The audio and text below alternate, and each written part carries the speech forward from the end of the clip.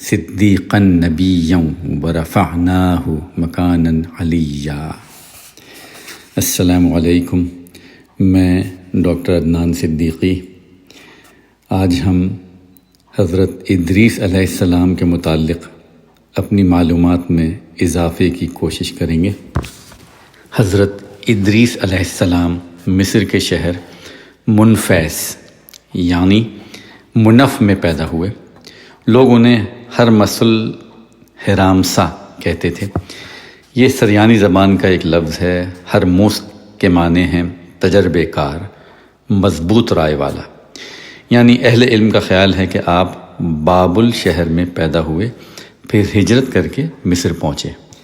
اکثر علماء کے مطابق حضرت ادریس علیہ السلام نبی کریم صلی اللہ علیہ وآلہ وسلم کے سلسلہ نسب میں شامل ہیں۔ آدم اور شیث علیہ السلام کے بعد سب سے پہلے انہیں نبوت کا شرف حاصل ہوا۔ حضرت ادریس علیہ السلام کا نام قرآن مجید میں 2 مقامات پر آیا ہے۔ ایک سورہ انبیاء سورت نمبر 21 آیت نمبر 85 اور 86۔ ارشاد باری تعالیٰ ہے وَإِسْمَاعِيلَ وَإِدْرِيسَ وَذَا الْكِفْلِ كُلٌّ مِّنَ الصَّابِرِينَ وَأَدْخَلْنَاهُمْ فِي رَحْمَتِنَا إِنَّهُمْ مِنَ الصَّالِحِينَ۔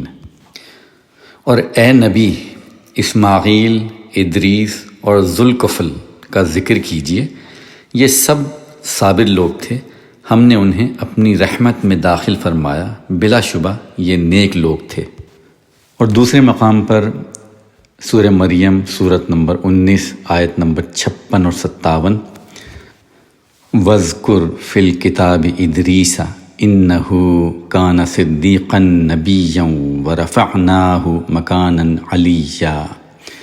اس مقدس کتاب یعنی قرآن مجید میں ادریس کا ذکر کیجئے، بلا شبہ وہ بھی نہایت سچے نبی تھے اور ہم نے ان کو اونچی جگہ اٹھا لیا تھا۔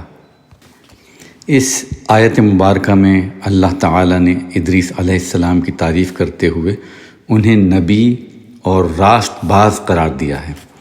اللہ تعالیٰ کے فرمان کے مطابق وَرَفَعْنَاهُ مَكَانًا عَلِيًّا، اور ہم نے ان کو اونچی جگہ اٹھا لیا تھا کی وضاحت صحیحین میں مذکور معراج کی احادیث سے ہوتی ہے، جس میں بیان ہوا ہے کہ 4تھے آسمان پر ان سے رسول اللہ صلی اللہ علیہ وسلم کی ملاقات ہوئی تھی۔ حضرت امام ابن جریر رحمۃ اللہ نے ہلال بن یساف سے بیان کیا ہے، انہوں نے فرمایا حضرت عبداللہ بن عباس رضی اللہ عنہ نے میری موجودگی میں کعب احبار سے فرمایا، ادریس علیہ السلام کے بارے میں اللہ کے اس فرمان وَرَفَعْنَاهُ مَكَانًا عَلِيًّا کا کیا مطلب ہے، اور ہم نے ان کو اونچی جگہ اٹھا لیا تھا۔ کعب نے فرمایا اللہ تعالیٰ نے ادریس علیہ السلام کی طرف وحی نازل فرمائی، میں آپ کے اعمال میں روزانہ تمام بنی آدم کے اعمال کے برابر اضافہ کروں گا۔ یہ وحی تھی، میں آپ کے اعمال میں روزانہ تمام بنی آدم کے اعمال کے برابر اضافہ کروں گا۔ اس سے غالباً ان کے زمانے کے تمام انسانوں کے اعمال کے برابر ثواب مراد ہے۔ ان کے دل میں خواہش پیدا ہوئی کہ ان کی نیکیوں میں بہت اضافہ ہو جائے۔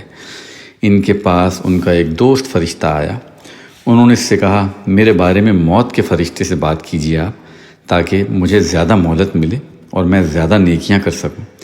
فرشتے نے انہیں اپنے پروں میں چھپا لیا اور انہیں لے کر آسمان پر چلا گیا۔ 4تھے آسمان پر اسے ملک الموت اوپر سے آتے ہوئے ملی۔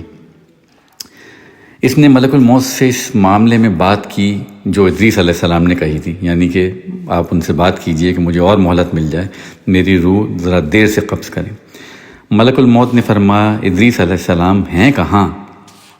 فرشتے نے جواب دیا وہ میری پیٹھ پر ہیں۔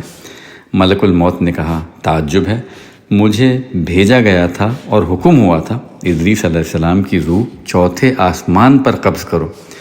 میں دل میں کہہ رہا تھا وہ تو زمین پر ہیں، میں ان کی روح 4تھے آسمان پر کیسے قبض کروں؟ چنانچہ انہوں نے وہاں ان کی روح قبض کی۔ یہ اللہ کی حکمت ہے کہ جہاں جس کی روح قبض ہونی ہے وہ وہیں پر پہنچ جاتا ہے۔ اللہ تعالیٰ کے اس ارشاد میں اس طرف اشارہ ہے وَرَفَعْنَاهُ مَكَانًا عَلِيًّا، ہم نے اسے ایک بلند مقام پر اٹھا لیا۔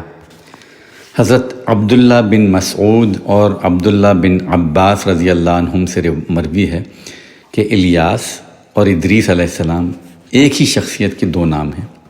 اس کی تائید میں حضرت انس رضی اللہ عنہ سے مروی معراج کی حدیث پیش کی جاتی ہے، جس میں مذکور ہے کہ جب نبی کریم صلی اللہ علیہ وآلہ وسلم ان کے پاس سے گزرے تو انہوں نے آپ صلی اللہ علیہ وآلہ وسلم کا استقبال کرتے ہوئے فرمایا تھا، نیک بھائی اور نیک نبی کو خوش آمدید، جبکہ حضرت آدم اور ابراہیم علیہ السلام نے فرمایا تھا، نیک نبی اور نیک بیٹے کو خوش آمدید۔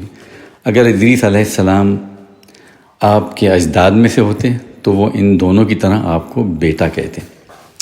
لیکن یہ استدلال ایسا نہیں جس کا جواب نہ دیا جا سکے، کیونکہ ہو سکتا ہے کہ راوی کو الفاظ اچھی طرح یاد نہ رہے ہوں، اور یہ بھی ہو سکتا ہے کہ کثر نفسی کرتے ہوئے خود باپ کے بجائے بھائی کہا ہو۔ آدم علیہ السلام تو تمام انسانوں کے باپ ہیں، اسی لیے ان کا نبی علیہ السلام کو بیٹا کہنا ہی مناسب تھا، اور ابراہیم علیہ السلام اللہ کے خلیل ہیں جو اولو العزم پیغمبروں میں نبی اکرم صلی اللہ علیہ وآلہ وسلم کے بعد سب سے بلند مقام رکھتے ہیں۔ ان سب حضرات پر درود و سلام نازل ہو۔ امام ابن اسحاق رحمۃ اللہ نے ذکر کیا ہے کہ حضرت ادریس علیہ السلام ہی نے سب سے پہلے قلم سے لکھا۔ ان کی پیدائش کے وقت حضرت آدم علیہ السلام زندہ تھے، اور آدم علیہ السلام کی وفات کے وقت ان کی عمر 308 سال تھی۔